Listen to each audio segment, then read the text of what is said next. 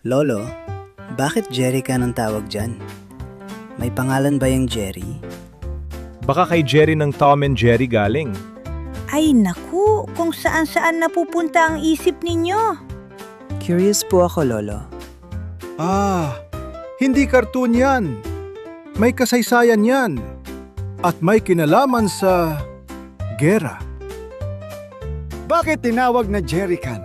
Alamin dito sa The Taglish Explainer. Ang topic na ito ay mula kay Eileen Reyes, _1829. Salamat sa suggestion mo. At sa mga estudyante ko sa Bicol, salamat sa pag-attend sa klase ko. Magandang araw sa inyong lahat. Ako si Professor Ipaliwanag ng University of Life at ngayong araw aalamin natin. Bakit jerrycan ang tawag sa lagayan ng gasolina? Sa unang tingin, simple lang siya. Isang lalagyan ng fuel. Pero kung iisipin mo, bakit Jerry? Hindi naman pangalan ng inventor at hindi rin brand. So saan nga ba galing ang pangalan? Spoiler alert, may kinalaman ito sa history at sa isang world war. Noong late 1930s, bago sumiklab ang World War II, ang Germany ay nag-develop ng isang bagong design ng fuel container. Ang layunin, gawing mas efficient ang pagdadala ng gasolina sa military operations. Ang result, isang matibay, leak-proof at madaling buhatin na lalagyan. May unique features ito tulad ng 3 handle sa taas, secure na takip, at matibay na metal body.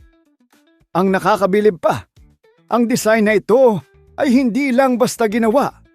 Ito ay resulta ng real-world problems na na-encounter ng mga sundalo sa field. Sa gitna ng alikabok, init, at mabilisang galahwan, kailangan nila ng lalagyan na hindi magpa-fail sa pinaka-critical na moment. Kaya bawat detalye nito ay parang tested under pressure. Literal. Hindi ito design na pang-display, kundi pang survival talaga. At dito, nagsimula ang kwento. Ngayon, bakit Jerry? Noong panahon ng World War II, ang mga Allied soldiers, tulad ng British at Americans, ay may nickname para sa mga German soldiers. Ang tawag nila, Jerry. Parang slang term, hindi formal pero widely used. Kaya nang makita nila ang fuel container na gawa ng Germans, tinawag nila itong jerrycan. Ibig sabihin, yung lata ng mga German. Hindi siya official brand name.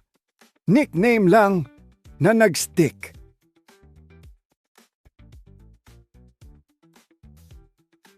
Ang interesting, hindi lang pangalan ng kumalat, pati ang design. Noong una, nahirapan ang Allied forces sa sarili nilang fuel containers. Madaling tumahgas, mahirap buhatin, at madaling masira. Pero nang makita nila ang German design, na-impress sila. Kaya ginawa nila, kinopya at in-improve.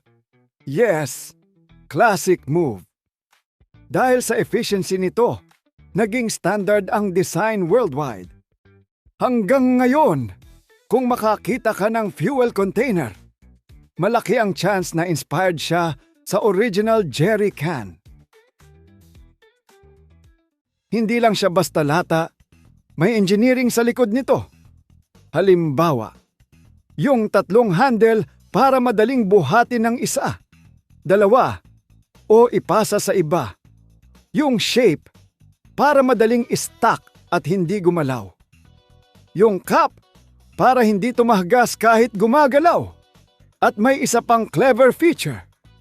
May built-in airspace para hindi agad mag-overflow ang liquid. Parang simple lang, pero pinag-isipan ng mabuti. Kaya hanggang ngayon, ginagamit pa rin ang parehong concept. Proof na minsan, ang good design, hindi na kailangan baguhin. Ngayon, hindi na lang ito ginagamit sa military. Makikita mo na ang jerry can sa sasakyan, construction sites, emergency kits, at outdoor activities. Parang naging all-around container na siya.